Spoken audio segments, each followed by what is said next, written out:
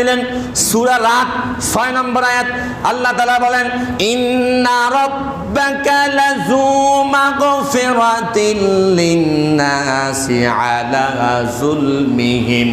আল্লাহ তাআলা সাথে সাথে আয়াত নাজিল করে দিলেন, হে রাসূল আপনি মুশরিকদেরকে বলে দেন, মানুষ যতই সীমা লঙ্ঘন করক, মানুষ যতই অপরাধ করক, মানুষ যত অন্যায় করক, মানুষ যত ব্যভিচার করক, মানুষ যতই অপরাধ করক না কেন, আপনি ওই মুশরিকদেরকে বলে দেন তোমার রব তাদের প্রতি অবশ্যই ক্ষমাশীল। সুবহানাল্লাহ।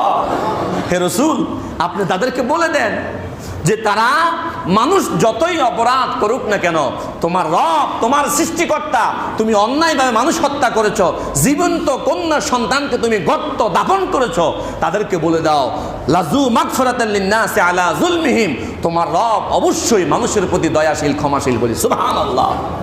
সাথে সাথে আয়াত নাজিল হওয়ার পরে তখন রাসূল তাদেরকে আয়াতটা শুনাইয়া দিলেন। তারা অবশ্যই খুশি হয়ে আল্লাহর বিধানের প্রতি একাত্মতা পোষণ করে তারা কালিমা পড়লেন, লা ইলাহা ইল্লাল্লাহু মুহাম্মাদুর রাসূলুল্লাহ। আল্লাহু আকবার। তাহলে আমরা তওবা করতে চাই কি চাই না? কথা বলেন, চাই কি চাই না?